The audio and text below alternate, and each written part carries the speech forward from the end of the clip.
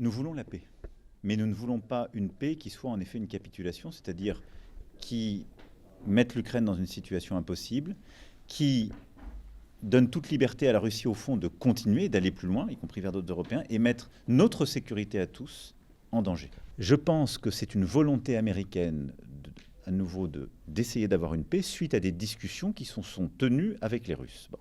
Donc ça veut dire que ce qui a été mis sur la table nous donne une idée de ce qui peut être acceptable pour les Russes. Est-ce que pour autant c'est ce qui doit être accepté par les Ukrainiens et les Européens?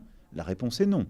Sinon, il fallait rien faire dès février 2022. Et nous avons planifié ce que sont ces garanties de sécurité. La première des garanties de sécurité, c'est la régénération de l'armée ukrainienne.